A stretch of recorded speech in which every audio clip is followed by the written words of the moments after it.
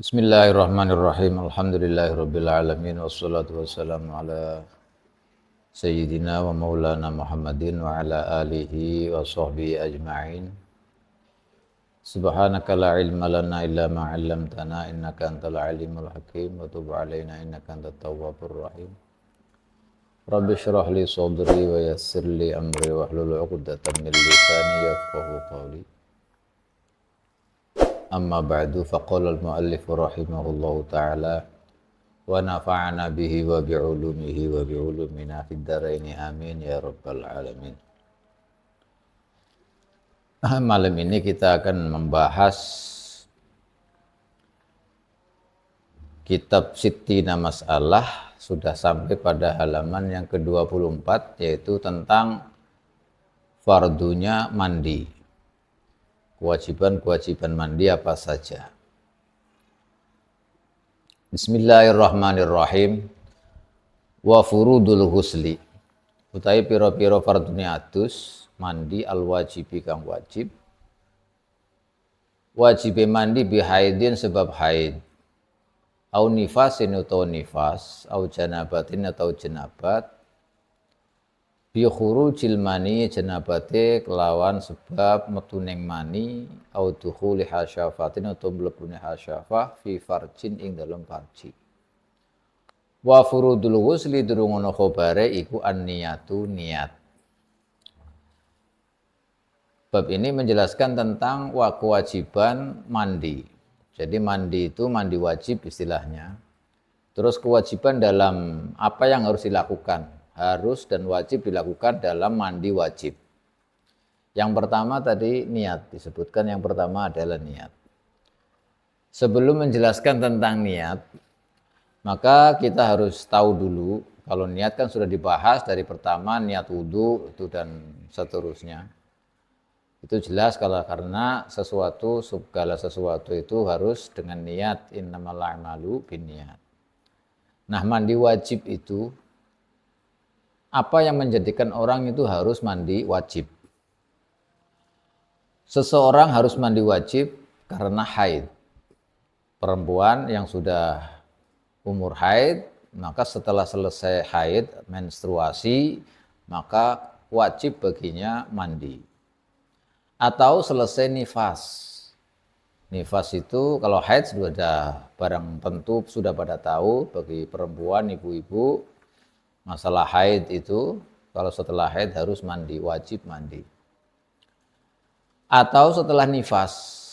Ini nifas ini kadang-kadang banyak yang tidak tahu. Kalau haid itu memang karena datangnya setiap bulan, tapi kalau nifas itu kan kalau setelah melahirkan. Nah, nifas ini adalah darah yang keluar setelah keluarnya anak dengan sempurna. Anak yang dikandung itu sudah keluar, keluar semua, maka itu nanti kalau memang setelah itu keluar darah, maka darahnya itu disebut dengan darah nifas. Jadi darah nifas itu keluarnya setelah keluar anak yang dilahirkan. Itu namanya darahnya darah nifas. Yang sudah kita ketahui bahwa nifas itu paling sedikit ya 1 tetes atau yang sedikit, yang penting keluar darah setelah melahirkan itu, maka disebut dengan nifas. Yang umumnya nifas itu adalah 40 hari. 40 hari itu umumnya. Yang paling banyak itu 60 hari. Itu kalau nifas. Jadi tergantung nanti ibu-ibu atau emak-emak itu nifasnya itu berapa hari. Tetapi tentu dengan perincian, karena ada hukum nifas sebagaimana dalam hukum haid. Tapi yang jelas nifas itu adalah darah yang keluar setelah keluarnya anak. Walaupun anak itu belum sempurna istilahnya. Tapi yang misalkan darah, tapi jelas darah itu adalah cikal bakal dari akan terjadinya janin, kandungan itu. Jadi kan proses janin itu pertama dari alaqah, dari darah itu. Setelah darah akan menjadi daging, setelah menjadi daging terusnya itu arba'ina yauman alaqatan mudghatan dan seterusnya. Itu kalau itu keluar misalkan keguguran meskipun belum berupa anak, tapi yang keluar itu adalah darah alaqah. Tapi alaqah itu yang jelas-jelas menurut penelitian itu adalah cikal bakal janin, cikal bakal bayi yang akan jadi. Tapi keguguran, maka setelah itu kemudian keluar darah, maka disebut juga nifas. Dan mengharuskan mandi. Kalau tidak ada nifas, biasanya kalau nifas itu kan melahirkan. Melahirkan di sini tidak disebutkan termasuk hal yang mewajibkan mandi. Artinya begini, jadi nifas itu kebanyakan seorang perempuan itu kebanyakan kalau habis melahirkan ya keluar darah. Makanya tidak disebutkan bahwa melahirkan itu mewajibkan mandi, tapi cukup menyebutkan nifas. Tapi kalau seandainya misalnya ada perempuan yang melahirkan bersih tanpa ada darah yang keluar, maka dia harus mandi. Jadi waktu melahirkan, setelah melahirkan itu nggak ada darah, bersih gitu. Sampai berapa hari misalnya, maka dia wajib mandi wiladah namanya. Tetapi ini harus diingat, kalau melahirkan, setelah itu langsung keluar darah, maka jangan mandi wiladah. Nggak boleh mandi wiladah. Nanti mandinya satu, yaitu nifas yang terakhir. Setelah selesai nifas, dengan mandi wiladah atau mandi nifas boleh. Satu mandi saja. Karena ketika melahirkan kemudian langsung mengeluarkan darah, kok dia itu mandi wiladah, ini tidak boleh. Bahkan oleh fuqaha dihukumi haram. Ini yang disebut adalah mandi wajib ya, mandi wajib. Mandi wajibnya itu tidak boleh, diharamkan. Kenapa? Karena termasuk tala'ub bil ibadah atau bermain-main dengan ibadah. Karena mandinya itu tidak ada fungsinya apa-apa. Dia mandi wajib sedangkan dia masih ada nifas. Maka mandinya tidak berpengaruh apa-apa, itu sama saja bermain-main dengan ibadah karena mandi itu ibadah. Ini harus diperhatikan ibu-ibu atau bapak-bapak yang ibu-ibunya sedang melahirkan, ini harus dipahamkan tentang ini karena ini penting sekali. Nah, itu salah satunya yang mewajibkan mandi. Tadi ada haid, kemudian nifas. Au janabatin atau disebabkan karena junub. Seseorang yang junub itu apa? Junub itu asli maknanya itu jauh. Artinya orang kalau junub itu jauh dari mana? Dari rahmat Allah. Orang kalau junub itu jauh dari rahmat Allah. Makanya kalau lagi junub cepat-cepat mandi. Malaikat aja nggak mau mendekat. Kenapa? Karena jauh dari rahmat Allah, malaikat nggak mau mendekat. Maka segeralah mandi supaya malaikat pada ikut mendekat. Itu aslinya janabat. Nah, orang itu dikatakan junub itu disebabkan karena beberapa macam. Di antaranya bi khurujil maniyyi, orang itu dikatakan janabat kalau dia keluar sperma. Nah, keluarnya sperma ini banyak cara, yang penting keluar. Terus maksudnya keluar sperma itu apa? Ini ada perbedaan, harus kita ketahui antara laki dan perempuan. Perempuan juga keluar sperma, hanya beda dengan laki-laki. Ada tanda-tandanya, alamatnya mani itu bagaimana. Kemudian saat keluarnya itu bagaimana bagi perempuan, bagi laki-laki. Ini tentunya sudah dijelaskan. Kalau kita sudah belajar ilmu fikih, maka tentunya sudah jelas hal-hal yang seperti ini. Kalau orang keluar mani, keluar sperma perempuan itu ada dua macam. Perempuan yang sudah pernah berhubungan intim dengan suami atau tidak perawan lagi, maka untuk mengetahui apakah spermanya keluar itu adalah kalau sperma itu keluar sampai pada anggota yang ketika dia tuh berjongkok itu kelihatan sampai batas itu keluar sperma, maka itu termasuk dia berarti janabat.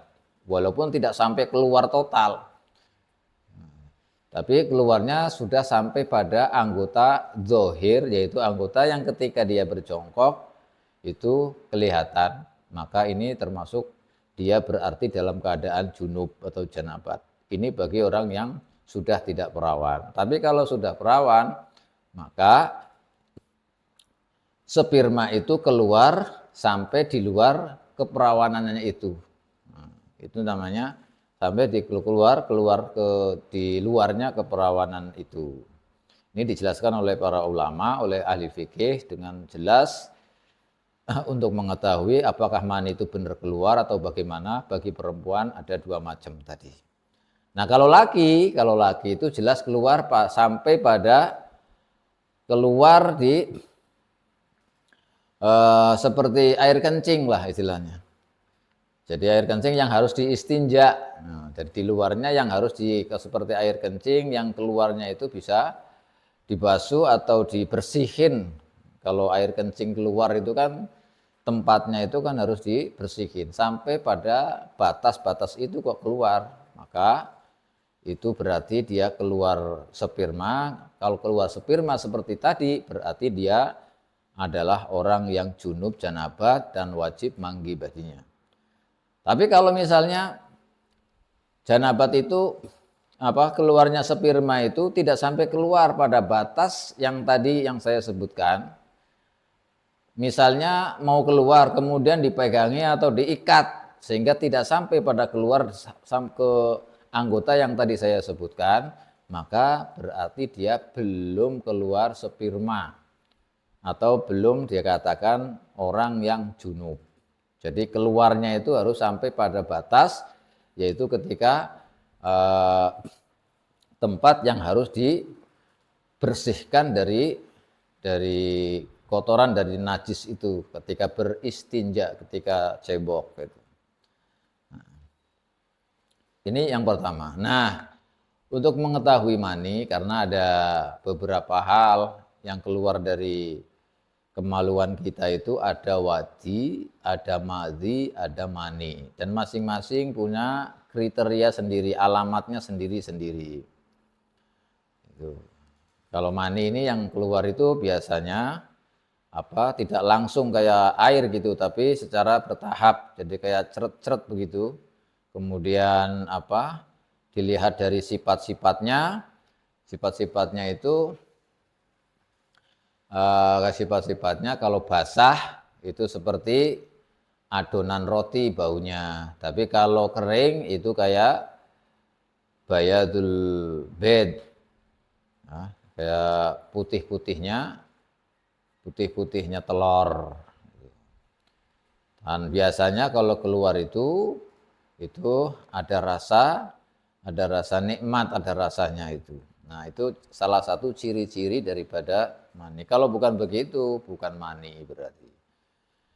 Tapi kadangkala mani itu keluar juga dari seseorang yang aslinya bukan maninya dia. Seperti seorang perempuan misalkan, waktu mandi keluar sperma. Nah, tapi keluarnya itu setelah tidak merasakan sebelumnya, tidak merasakan syahwat, tidak merasakan tahu-tahu keluar. Ini yang dimungkinkan yang keluar itu adalah mani dari laki-laki atau dari suaminya. Nah kalau seperti itu maka tidak wajib mandi. Kecuali dia ketika itu sebelum itu dia merasakan syahwat dengan hubungan itu kemudian keluar, maka itu termasuk dia keluar sperma, keluar mani, yang kemudian berarti dia dalam keadaan junub dan harus atau diwajibkan mandi. Ini soal sperma atau mani. Yang pertama, jadi kalau keluar mani, keluar sperma berarti dia keadaannya junub. Kalau junub berarti dia wajib mandi. Au dukhuli hasyafatin, atau masuknya hasyafah. Hasyafah masuk fi farjin, dalam kemaluannya perempuan. Jadi ini yang disebut dalam hadis itu idzal taqal khitanani faqad wajabal ghuslu. Itu jadi ketika bertemunya dua kemaluan itu maka wajib mandi itu kalau sampai masuk dalam kadar hasyafahnya. Hasyafahnya itu tempat yang sampai dipotong itu waktu khitan. Itu batasnya itu. Kalau bahasa Jawa itu capil wojo atau helm lah, helmnya itu. Kalau sampai batas helm, kalau masih separuhnya helm, maka enggak wajib atau tidak junub.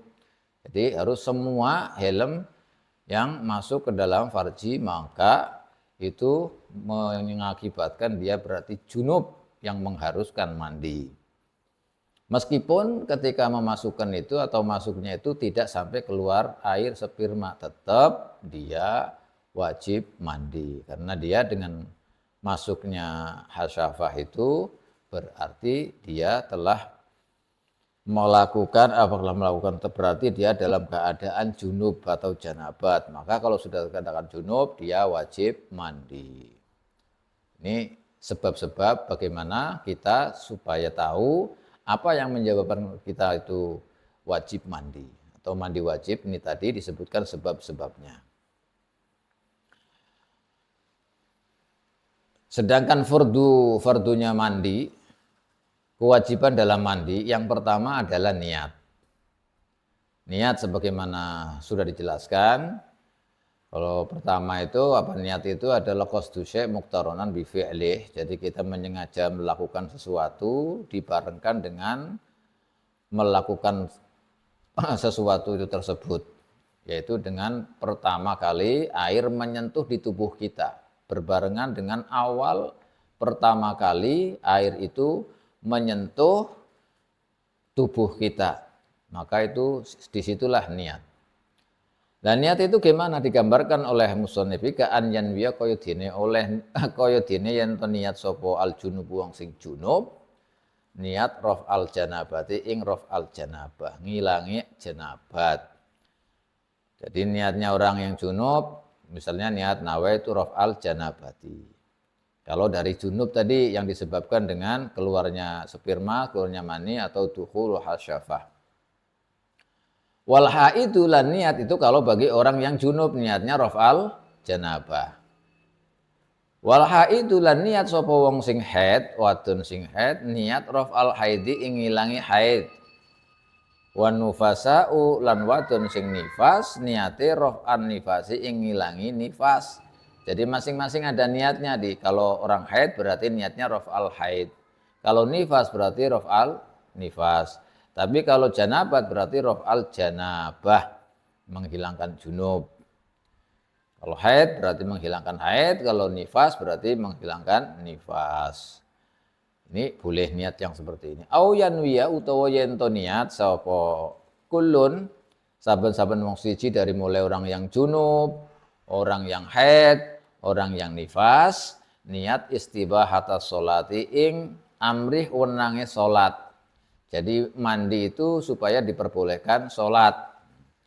Au nahwaha utawa sepadane nahwat sholah, istibahatas sholah.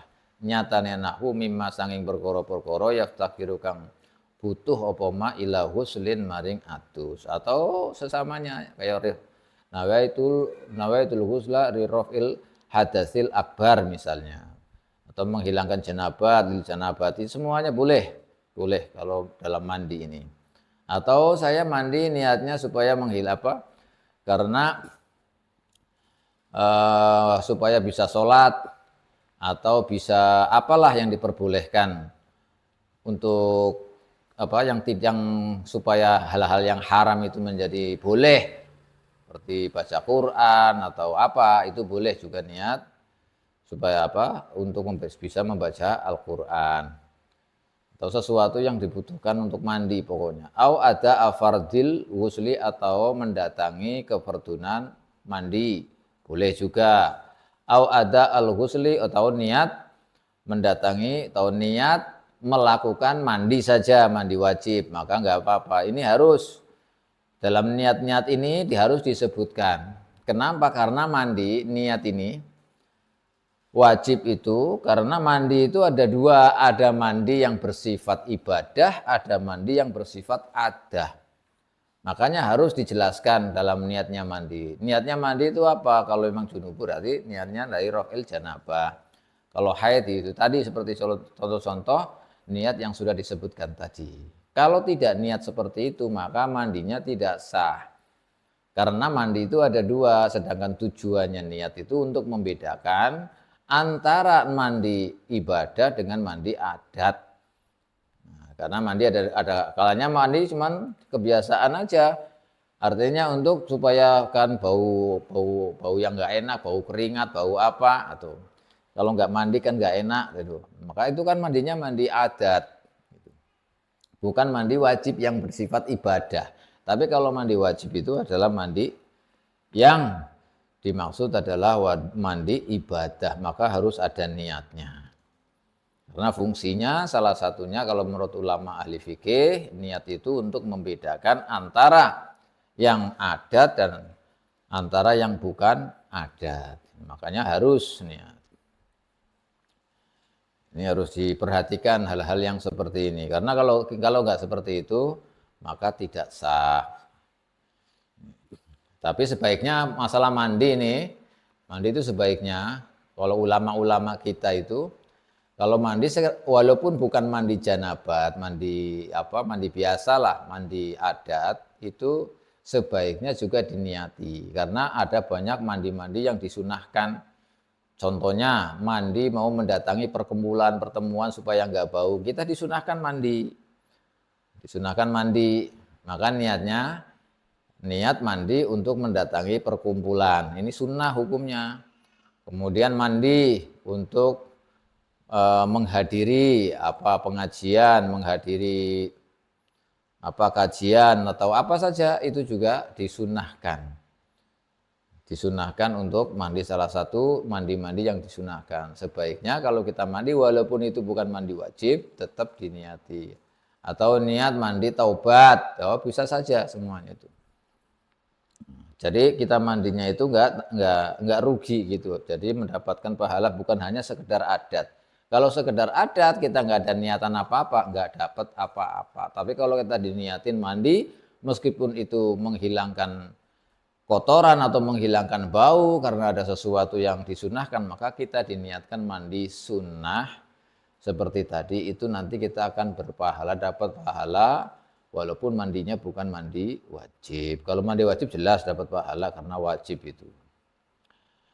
Karena wajib itu kan mayusabu ala fi'lih wa yu'aqabu ala tarki. Pasti kalau yang melakukan itu pasti akan diberi pahala. Kalau yang wajib. Lah ini kalau mandi-mandi biasa, mandi-mandi yang yang sunnah, yang bukan mandi wajib, sebaiknya diniati tergantung nanti niatnya itu apa, karena kita keperluannya untuk apa mandi itu. Itu oleh ulama kita dijelaskan seperti itu supaya kita mandi itu enggak cuma-cuma enggak sia-sia, tetap mendapatkan pahala dari Allah Subhanahu wa taala.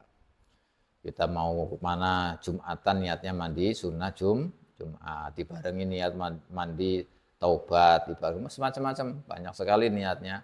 Boleh supaya kita mendapatkan pahala mandi. Ini niat. Wa yajibu lan wajib apa kornun niati barengaken niat. Harus wajib membarengkan niat mimma sabaqo saking mimma sabaqo. Ini.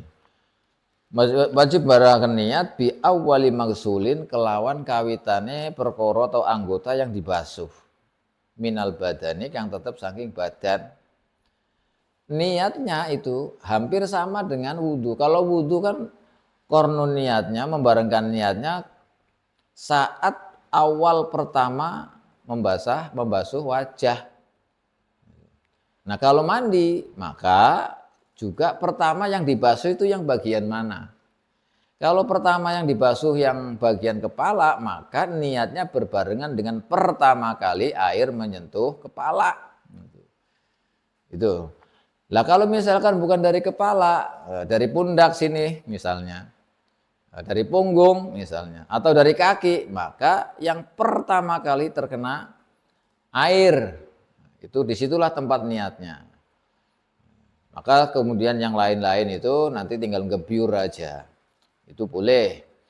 Pokoknya niatnya itu dibarengkan dengan pertama kali air menyentuh dari anggota badan yang terbasuh, yang dibasuh itu. Ini dalam niat. Jadi hampir sama ya, sama dengan wudhu, cuman wudhu kan memang pertama kali wajah kan. Nah, jadi pas waktu pertama kali membasuh wajah atau anggota wajah yang pertama kali menyentuh air. Tapi kalau mandi kan mana saja boleh. Hanya saja ada kesunahan-kesunahan. Cara wudhu yang sunnah itu bagaimana? Itu banyak, nanti juga disebutkan tentang kesunahan-kesunahan mandi. Tapi ini yang wajib. Soalnya kalau nggak begini, mandinya tidak sah. Kalau mandinya sah, tidak sah, sholatnya juga nggak boleh, nggak sah, baca Quran nggak boleh, ya kan? Nah, haram, memegang Quran nggak boleh, semuanya akan diharamkan karena mandinya tidak sah. Nah, ini bahaya, makanya harus diperhatikan. Ini yang wajib pertama kali adalah niat dengan praktek atau tata cara yang seperti tadi disebutkan. Wa isalul ma'i, dan neka akan banyu ila jami' ibadanihi maring sekabehane badane mutasil wong sing adus, wa sya'rihi lan sirae mutasil, wa basyaratihi lan kulite mutasil hatta matah takul fatin, sehingga anggota atau ya anggota lah kulit tahta kulfatin kang tetep ana ing sore kilup ulfati ghairil mahtuni, ing dalem saking sore kilupe wong sing ora disunat. Wa batini udunaihi lan jerone kuping lorone muktasil wong sing adus, wa sima khaihi lan gedhoh lorone ya bolongan kuping itu loro sing sopekan ini gedhoe sampai sini itu harus kena semuanya air. Jadi yang kedua itu harus air sampai. Air kalau dimaksud dengan ghusl maka air itu mengalir. Mengalirkan air sampai pada semua badannya, baik itu berupa rambut, kulit, sampai pada orang yang tidak disunat, yang belum disunat itu kan ada di bawah kulit atau daging yang belum dipotong. Nah, itu kan masih ada termasuk dihukumi zahir, karena nantinya kalau dipotong itu kan sudah nggak ada lagi. Jadi daging yang mau dipotong itu loh, di bawahnya itu kan. Nah, itu juga air harus sampai ke situ. Lah ini beratnya. Makanya orang khitan itu hukumnya wajib karena ini. Karena kalau tidak dikhitan, maka dia daging yang tidak dipotong itu di dalamnya itu kan membawa najis kalau pas kencing atau apa itu kan. Kotoran lah istilahnya. Makanya harus dipotong, dibersihkan. Karena itu harus dipotong supaya untuk menyampaikan air, dikebyur itu dengan air ketika mandi besar, mandi wajib itu mudah dan gampang sampai ke situ. Dan ketika kencing juga bisa dibersihkan dengan bersih. Tapi kalau masih ada daging yang belum dipotong itu kan nanti nempel di situ itu najisnya, maka nggak boleh karena membawa najis. Kalau sholat kok tidak dibersihkan itunya, maka sholatnya juga tidak sah karena membawa najis. Oleh karena itu khitan itu hukumnya wajib bagi laki-laki. Jadi kalau misalnya tidak dikhitan tapi bisa misalkan nggak harus dikhitan, artinya bisa dibuka, istilahnya bisa dibuka dan air bisa masuk ke dalamnya, ya itu nggak apa-apa. Ya, dan itu yang wajib dan harus itu supaya air masuk ke dalamnya. Baik untuk menghilangkan najis atau menyampaikan air itu dalam rangka mandi wajib, itu harus.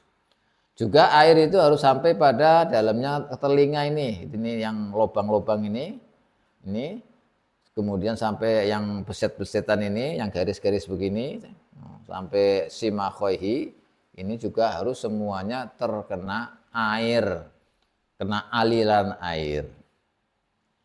Itu wajib hukumnya. Wa fi nuskhatin lan iku tetep ing dalam siji nuskhah wa sima khaihima utawi dawuh sima khaihima, bukan sima khaihi tapi pakai sima khaihima. Kalau sima khaihima berarti marjiknya kembali kepada udzunain. Wa kharkin lan numpengaaken air maring sobek-sobekane telinga fihima ing dalam udzunain. Yang sobek-sobek misalnya kan di sini ada tempatnya anting-anting tuh, tempatnya hiasan ini kan biasanya lubang dilubangi, atau ini yang ada yang pecah-pecah ini di sini, terus kemudian yang itu kalau yang terlihat dari luar bolongan itu, lubang itu, maka juga harus terkena air, harus kena aliran air. Ini yang harus diperhatikan ibu-ibu biasanya ini. Jadi kalau yang terlihat ini kan ada sobekan-sobekan misalnya, atau sakep bolongan lubang itu, maka lubang juga harus kena air itu, karena itu termasuk anggota yang bisa dilihat dari luar. Kalau anggota itu bisa dilihat dari luar, maka harus kena air. Wa batini suratihi yakni negesi sapa musannaf fi udhunaihi. Jadi maksudnya khorkin fi, jadi semua ini lempit-lempit semuanya yang berlipat-lipat atau yang sobek atau yang berlobang semuanya harus terkena air, ini maksudnya. Wa batini suratihi, dan dalamnya pusar.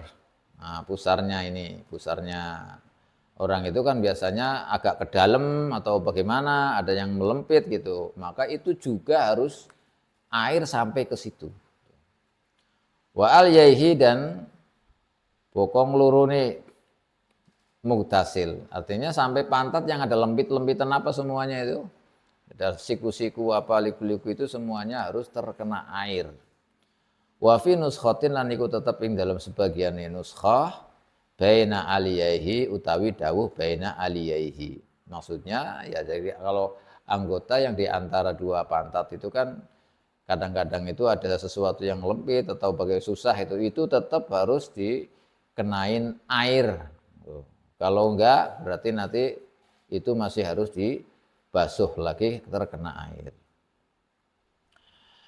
Wa hatta ma yadharu, sehingga anggota yadharu kang pertelo poma min farjil mar'ati, nyatane mah saking perjine kemaluane wong wedok inda qu'udiha ing dalam arikalane lungguhe mar'ah liqadha il hajati, ing dalam arikalane nekani hajat, buang air, sehingga sampai anggota yang terlihat ketika berjongkok untuk buang air bagi perempuan itu, ya tadi yang saya sebutkan, ketika berjongkok kok kelihatan dari luar, yang bisa dilihat, yang kelihatan dari luar itu juga harus terkena air.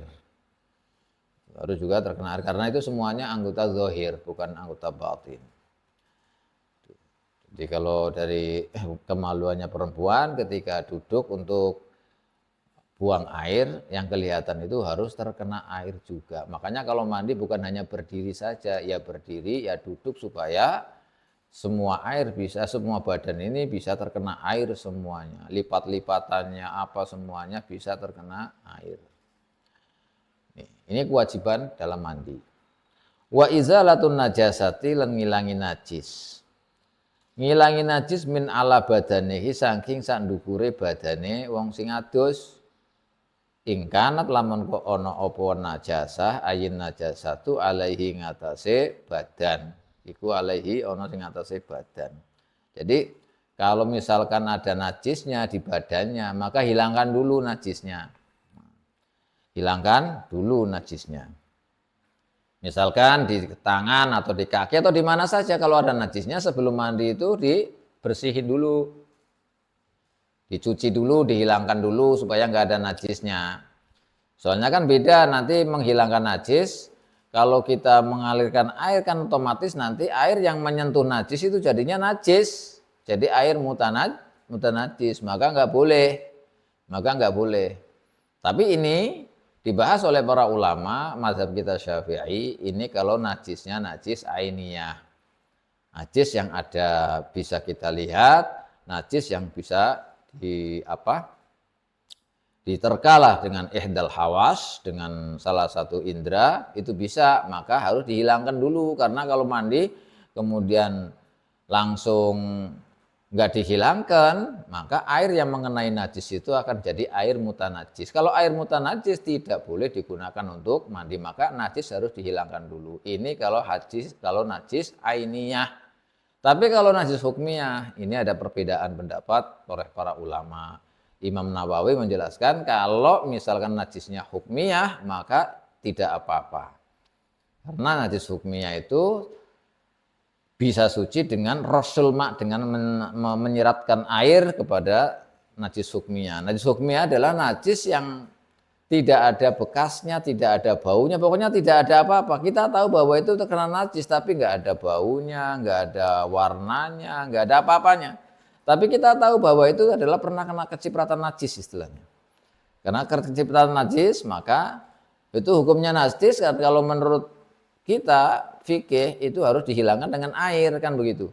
Tapi ini tidak ada bekasnya, tidak basah, tidak apa. Tapi kita tahu bahwa itu pernah kena najis, tapi nggak ada wujudnya istilahnya. Baunya nggak ada, apanya nggak ada. Makanya disebut hukmiyah, tidak bisa dilihat apa-apa, tidak bisa direkat, tidak bisa tapi tetap tempat itu kalau nggak dibersihin kan najis. Karena asalnya najis. Itu namanya najis hukmiyah. Nah, kalau najis hukmiyah ini ada perbedaan pendapat.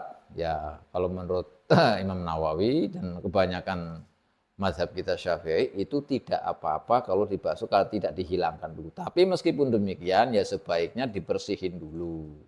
Meskipun tidak apa-apa, tapi ya yang sebaiknya dibersihin dulu najisnya, yang bekas kena najis itu, karena tidak bisa menghilangkan najis kecuali air mutlak. Nah, itu izalatun najasah dari badan. Kalau memang ada najisnya, kalau nggak ada najisnya ya nggak perlu. Kalau nggak ada najisnya ya nggak perlu, langsung saja. Hanya sunatnya itu kita periksa dulu badan kita, apakah ada sesuatu yang bisa menghalangi air mengenai kulit atau tidak, diperiksa dulu. Wa zahiru atfil musannifi utawi zahire atau fe musannif uli ngatopaken musannif hadza ing iki izalatun najasah ala ma qablahu, diatopaken ing atase lafat-lafat atau kalimat qablahu kang ing dalem sadurunge iki la hadza. Wa zahiru atfil musannif iku annahu, teman setuhune izalatun najasah fardun iku fardun, fard mutlakon kelawan mutlak, secara mutlak. Walaisa lan ora ana apa muradul haq iku kadzalika kaya mengkono-mengkono mutlakon. Artinya begini. Jadi tadi kalimatnya musannif itu wa izalatul najasati ini diatofkan kepada sesuatu yang wajib. Maka menghilangkan najis itu adalah wajib. Wajibnya menghilangkan najis secara mutlak. Artinya najis apa saja harus dihilangkan dulu. Kan begitu maksudnya. Tetapi oleh musannif ini, oleh syarah dijelaskan tidak seperti itu maksudnya. Walaisa kadzalika bal mahallu hadza idza lam tazul an-najasa bil ghuslati. Utawi tempate izalatun najasah wajib iku idza lam tazul, lamun kok ora ilang apa najasatun najis bil ghuslati kelawan sak basuhan. Al wahidati kang siji. Wa illa lamun kok bisa ilang sak basuhan fal asah mungko utawi kaul asah te wajah asah iku al iktifa'u ngalap cukup bi ghuslatin kelawan adu sa basuhan wahidatin kang siji lin najasati krana najis wal hadasi lan krana hadas khilafan halain ulayani li Rafi maring Imam Rafi yang tadi saya jelaskan. Jadi kalau menghilangkan najis itu kalau difahami dari kalimatnya musannif ini, menghilangkan najis untuk sebelum mandi itu wajib. Apa saja najis yang bentuknya apa saja. Atau dengan cara bagaimanapun secara mutlak harus menghilangkan. Baik itu dengan satu basuhan itu hilang atau tidak. Semuanya begitu. Harus wajib, harus menghilangkan najis. Tetapi ternyata bukan seperti itu maksudnya. Maksudnya itu najis kalau sekira dalam satu basuhan saja seret itu enggak hilang. Berarti tadi yang saya sebutkan tidak hilang, berarti kayak najis ainiyah. Najis ainiyah seketika kena najis ainiyah kan harus hilang semuanya. Diperkirakan kalau satu basuhan itu enggak hilang. Digosok-gosok dulu atau berapa basuhan, maka ya harus dibasuh dulu.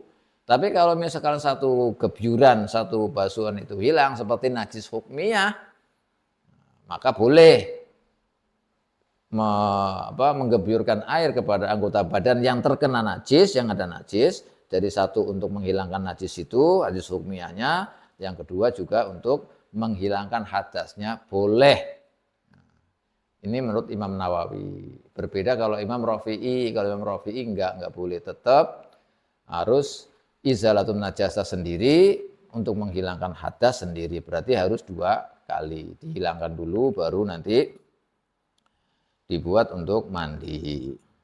Harus dihilangkan dulu. Tapi kalau Imam Nawawi, dan itu yang mutamad menurut mazhab kita, ya jumhur bahkan mutaakhirin setelah pasca Imam Nawawi, Imam Rafi'i itu menjelaskannya demikian. Kalau najis hukmiyah itu boleh.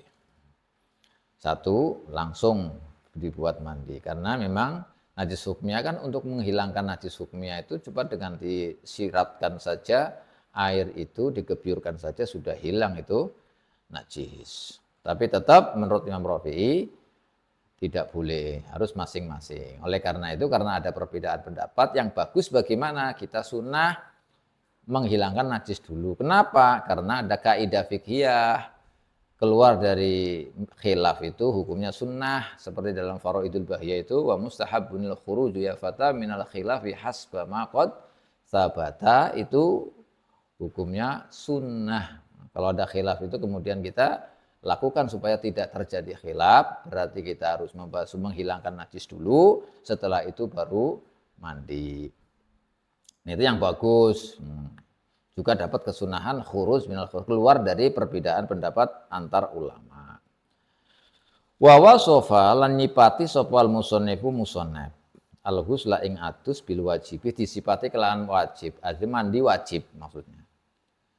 Kenapa musonef itu kok mensifati dikasih embel-embel dalam kalimatnya itu al-ghuslu al-wajib.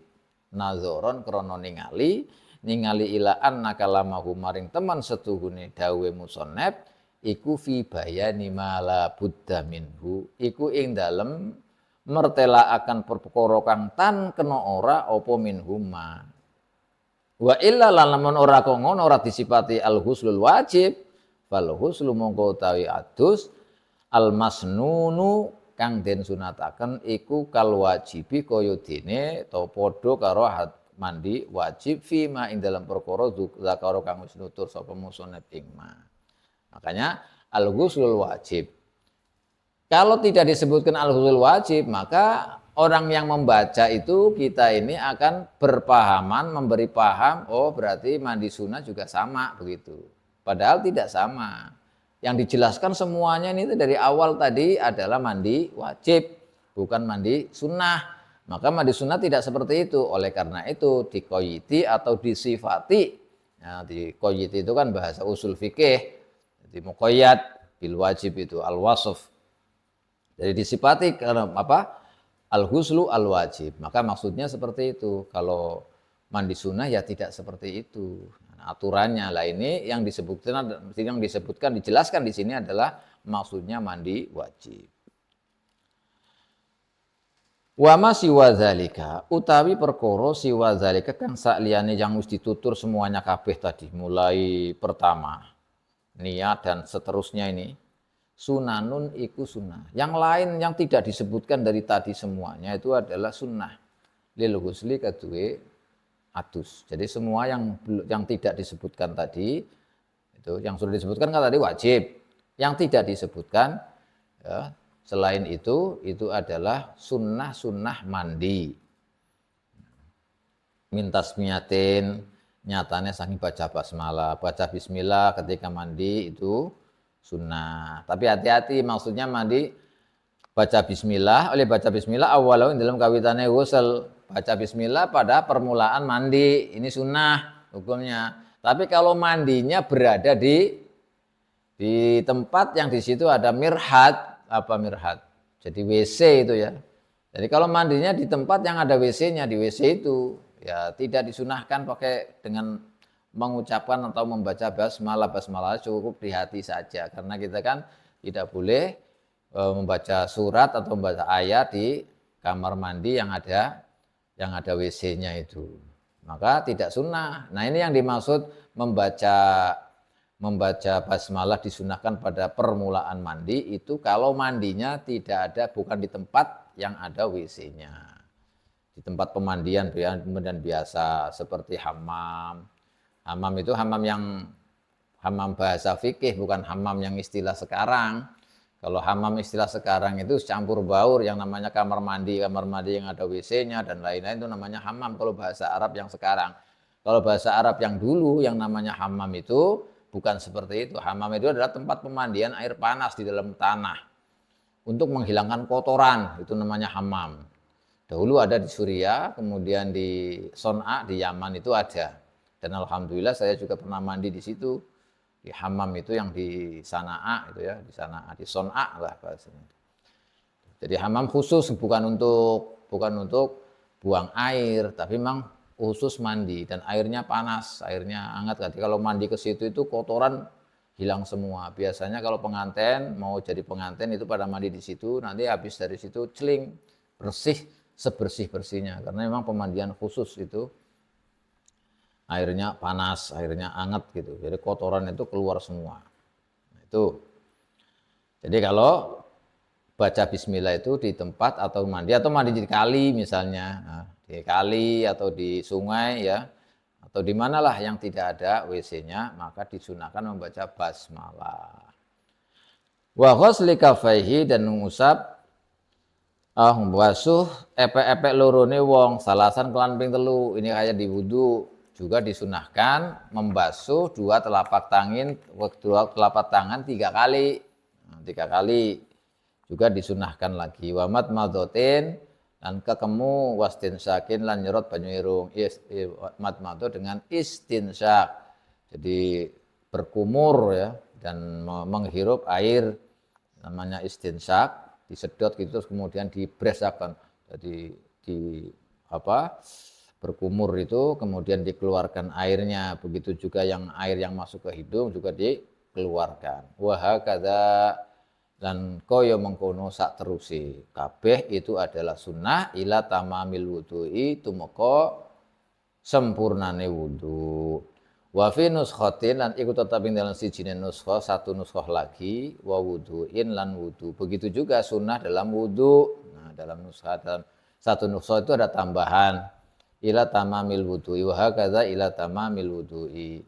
Wa wudu'in juga dalam satu ibarat nuskah lain itu kalimat wudu, dan wudu juga disunahkan dalam mandi. Wa ghairi dzalika, lan liyane kabeh mengkono sing disebut mau tasmiyah, baca bismillah dan seterusnya. Itu juga itu. Jadi kayak tadi bismillah dan lain-lainnya, madmadho, istinsak itu juga disunahkan ketika dalam berwudu, dan wudu itu sendiri juga disunahkan ketika kita mandi. Nah, makanya ada urutannya. Kesunahan mandi itu banyak gitu. Banyak diantaranya yang seperti ini dan lain-lainnya. Kadhalki badanihi, seperti nggosoki badane wong sing adus, gosokan. Jadi kalau kita mandi wajib kemudian gosokan, hukum gosokan itu sunnah. Wa taslisin 3 kali juga, kita gebyur membasuh anggota badan kita. Setelah tergebyur semuanya, kena air semuanya, pertama itu berarti kan sudah wajib. Kalau sudah rata semuanya, berarti dihitung 1. Setelah itu digebyur lagi, rata lagi 2. Sudah rata lagi, digebyur lagi 3 kali. Itu namanya taslis 3 kali, hukumnya juga sunnah. Wa ghusli ra'sihi lan basu sirahe wong sing adus awalan ing dalam kawitane. Jadi pertama kali mandi juga sunnah hukumnya dimulai dari kepala. Ini sunnah. Memulainya dari kepala. Mengalirkan air yang pertama kali itu di kepala. Makanya pas waktu niat berarti pas waktu di kepala karena sunnahnya dari atas kepala. Dimulai dari kepala. Summa syikkihi. Nuli sesigare wong sing adus al aimani kang tengen ini. Jadi apa? Kan ini namanya syik. Sebelah sini syik, sebelah sini syik. Ini yang sebelah sini dulu, yang sebelah kanan. Ya, sebelah kanan, kemudian baru setelah kanan, baru sebelah kiri. Ini juga sunnah hukumnya. Sumal aisari tumuli sesigar sing kiwo. Jadi setelah kepala, air itu dari kepala awal, dari pertama kali, setelah kepala kemudian dari dikepir dari yang sebelah kanan ini, kemudian baru sebelah kiri. Itu sunnah hukumnya. Ini salah satu semuanya yang disebutkan bahwa ini semua adalah kesunahan. Kalau wajibnya tadi sudah dijelaskan tentang wajib dalam mandi wajib. Thayyib. Nah, kalau kita sudah tahu bagaimana mandi wajib dan sebab-sebabnya apa yang menjadikan kita harus mandi wajib. Dalam mandi itu juga fardu-fardunya kita sudah tahu, kesunahan-kesunahan sudah tahu. Maka musannaf ini kemudian melanjutkan apa saja ketika orang itu dalam keadaan junub atau haid atau nifas atau sebab hadas lah. Misalnya, sebab hadas, tidak punya wudhu, juga tidak punya mandi, belum mandi, ya, belum mandi juga belum wudhu, nggak punya, pokoknya nggak suci, belum suci. Baik suci dari wudhu atau suci dari mandi. Nah, ini nanti ada penjelasannya sedikit perbedaannya. Wa yahrumu lan haram bil hadasi sebab hadas. Kalau orang itu hadas alias tidak suci. Kalau hadas kecil berarti tidak punya wudhu. Nah ini, kalau nggak punya wudhu, apa yang haram baginya? Kalau nggak punya wudhu, khamsatu asya'a, 5 piro-piro perkara. 5 yang diharamkan bagi orang yang tidak punya wudhu. Awwalu utawi kawaitane khamsah iku as-sholatu sholat. Yang pertama adalah sholat. Sholat itu tidak boleh bagi orang yang tidak wudhu, jelas itu. Nggak ada perbedaan pendapat di antara para ulama. Siapapun kalau yang namanya orang nggak punya wudhu, ya tidak boleh sholat kecuali ini yang disebut dengan faqidut tohuren. Nah, kalau faqidut tohuren, dia mau wudhu nggak ada air, mau tayamum tidak ada debu, kedua-duanya nggak ada, air nggak ada, debu juga nggak ada, sedangkan waktu sholat sudah masuk. Gimana? Tetap dia harus sholat, namanya sholat lihurmatil wakti. Sholat tetap. Walaupun tidak punya wudhu, walaupun tidak punya tayamum, tidak bisa wudhu, karena kedua-duanya alatnya nggak ada. Ini namanya faqidut tohuren. Dia tetap wajib sholat, tapi sholatnya namanya sholat lihurmatil waqt. Nah kalau sholat lihurmatil waqt, artinya sholat lihurmatil waqt itu apa? Sholat untuk menghormati waktu-waktu sholat. Makanya kalau waktu sholat tetap kita wajib sholat, walaupun tidak ada air untuk wudhu atau tidak ada debu untuk tayamum, tetap kita harus sholat. Sholatnya disebut dengan faqidut tohuren. Nah, sholat yang faqidut tohuren itu nanti harus dikodoni, harus diganti setelah kita menemukan air. Harus diganti karena sholatnya apa? Itu hanya untuk menghormati waktu sholat. Sehingga kalau waktu sholat sudah masuk, kita harus sholat karena tidak menemukan air untuk wudhu, tidak menemukan debu untuk bertayamum, tetap dia wajib sholat. Sholatnya namanya lihurmatil waqt, untuk menghormati waktu itu. Bi anwa'iha kelawan piro-piro macamnya sholat. Semua sholat yang jenis sholat apa saja itu tidak boleh kalau belum wudhu, kalau tidak punya wudhu. Liqauli sallallahu alaihi wasallam, karena dawuh Kanjeng Nabi Muhammad sallallahu alaihi wasallam, la yaqbalullahu sholata ahadikum idza ahdasa hatta yatawaddoa.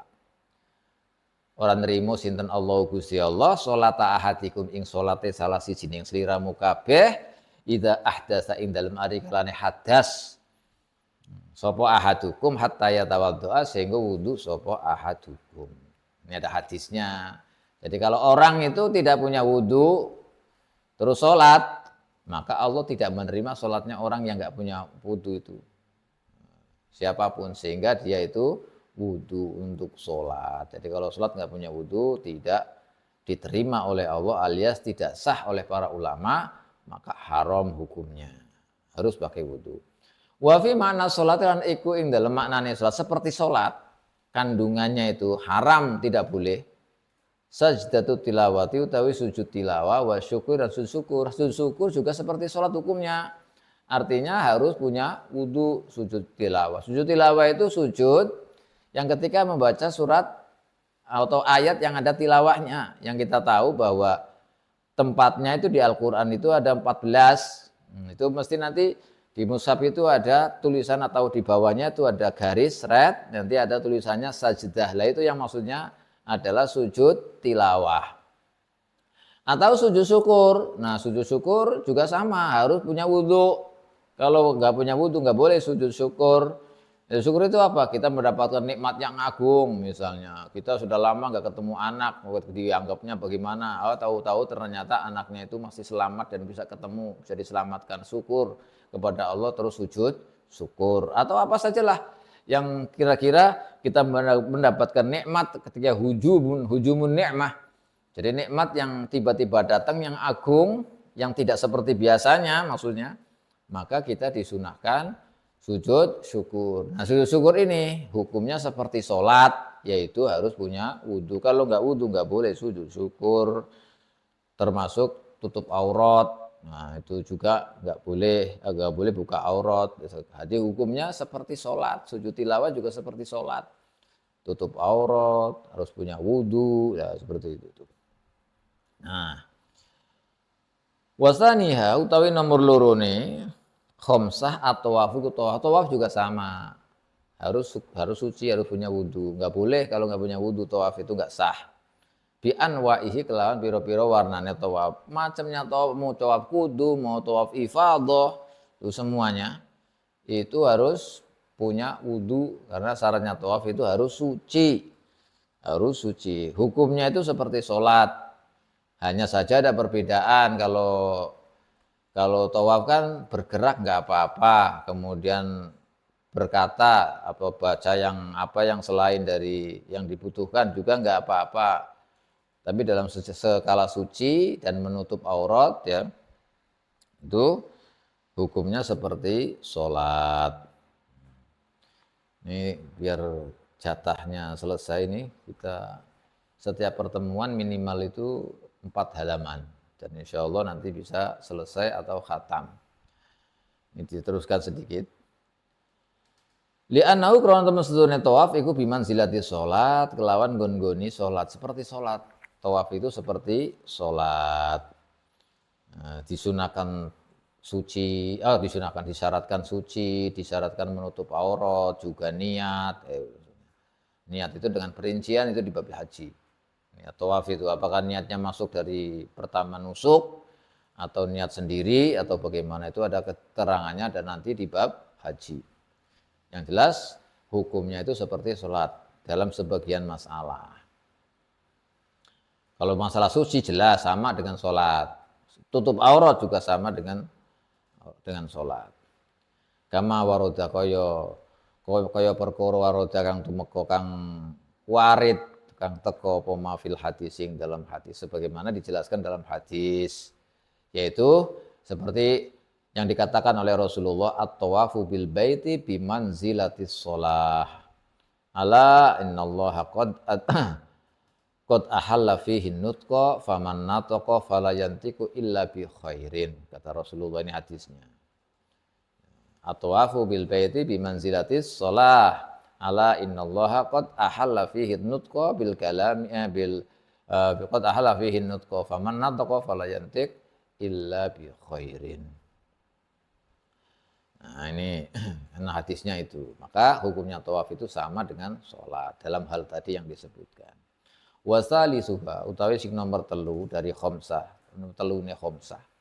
Yang nomor 3 dari 5 itu khutbatul Jum'ati, khutbah Jumat. Nah ini bagi khotib-khotib ini. Khotib-khotib Jum'ah. Ini disyaratkan suci. Karena khutbah itu, kenapa Jumat khotib itu harus dalam keadaan suci? Li'annahu krana temen setuhune khutbatul Jum'ah iku fi makna sholati, ing dalam maknane salat seperti salat. Sebagaimana dijelaskan oleh sebagian ulama fikih bahwa khutbah di khutbah Jumat itu kan 2 khutbah. Khutbah uten itu biman zilati rokaaten, kan aslinya sholat zuhur itu 4 rakaat. Kalau aslinya 4 rakaat, tapi kalau sholat Jumat jadinya kan 2 rakaat. Yang 2 rakaat itu diganti dengan khutbah, 2 khutbah itu. Maka 2 khutbah ini menjadi hukumnya seperti sholat karena menggantikan 2 rakaat yang aslinya zuhur 4 rakaat jadi 2 rakaat, yang 2 itu diganti dengan khutbah. Makanya khutbah juga disyaratkan harus punya wudhu, tidak boleh tidak punya wudhu. Ini bagi yang sebagai khotib Jum'ah.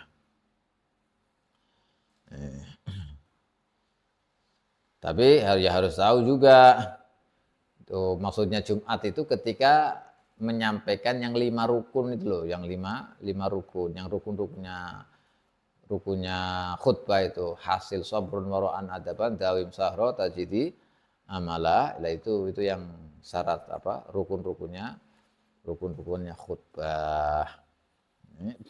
Warabi'uha utawi nomor 4 khomsah. Yang nomor 4 dari hal-hal yang diharamkan bagi orang yang tidak punya wudu.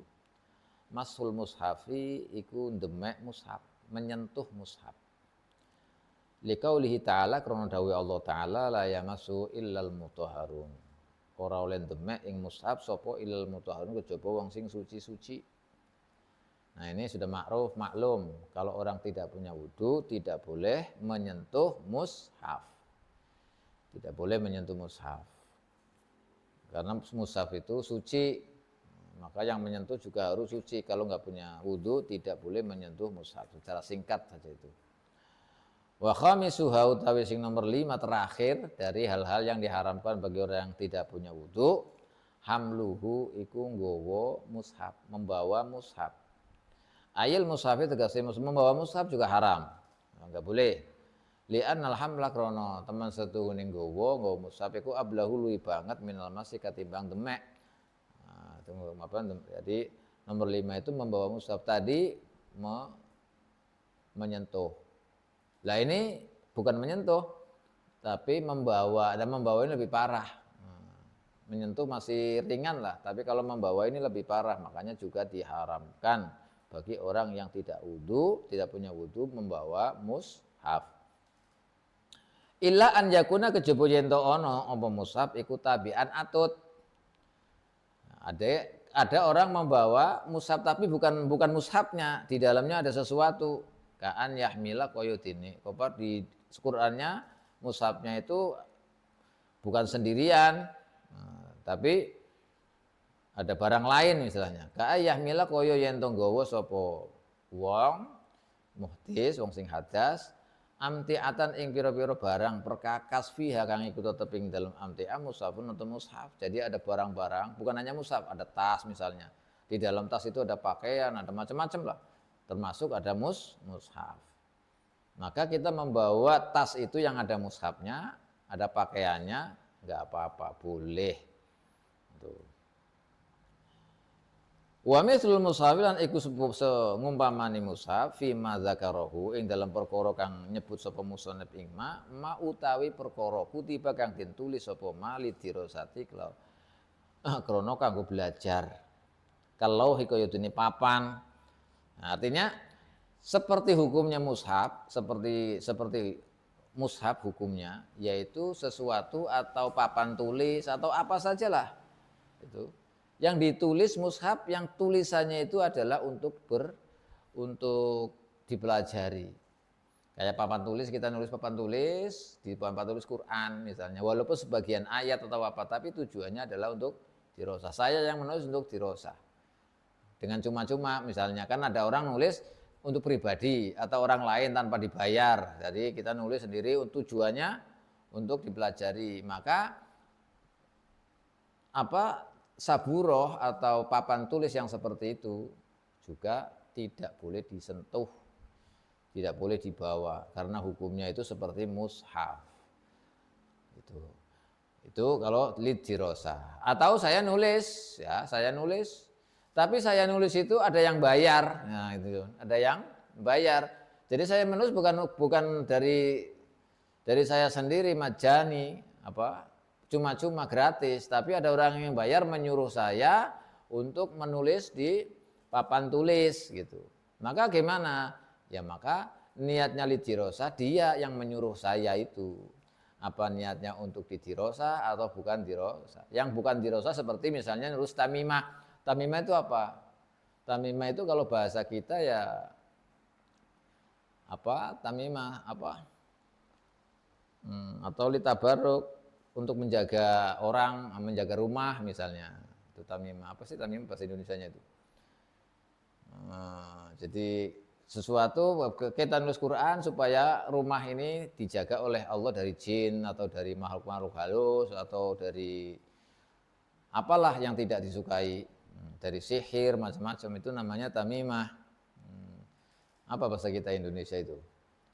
Nah, pokoknya tamimah lah pokoknya itu. Ya seperti itu. Jadi ada Quran kita tulis tapi tujuannya bukan untuk dirosah, bukan untuk dipelajari, tapi tujuannya supaya untuk menjaga rumah dari hal-hal yang tidak diinginkan. Itu namanya tamimah, untuk tabaruk supaya mudah-mudahan dengan berkahnya ayat Quran ini ditulis nanti bisa menjaga rumah dari hal-hal yang tidak diinginkan. Itu namanya itu. Berarti bukan lidirosah, maka tidak apa-apa. Kalau yang ditulis itu dipegang enggak apa-apa karena bukan lidirosah. Nih. Wa yustasna lan den jabaken sapa asobiyu bocah cilik. Al muhditsu kang hadas. Fa inna ukrana temasudune sobi muhdis la yumna'u ora den cegah apa sobi muhdis min masis mushafi saking demek mushaf walau hilan lauh papan wala min hamlihima lan ora den cegah apa saking nggawa mushaf lan lauh. Mas endang mushaf dan lauh. Artinya begini, kalau anak sobi, anak kecil nih. Anak kecil ada dua. Anak kecil yang mumayyiz, anak kecil yang ghair mumayyiz. Kalau anak kecil yang ghair mumayyiz enggak boleh karena dia belum tahu apa-apa. Tapi kalau anak kecil yang sudah mumayyiz, artinya mumayyiz dan ghair mumayyiz adalah pertimbangannya atau kita mengetahui itu anak bisa mumayyiz atau belum mumayyiz. Orang atau anak yang belum bisa apa yang untuk dirinya dijalankan sendiri, enggak bisa.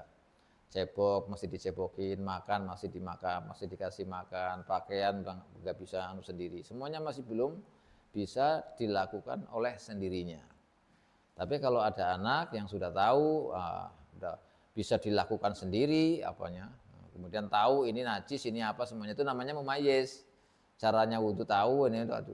Nah, ini kalau yang mumayyiz ini maka untuk membawa mushaf tidak apa-apa, diperbolehkan.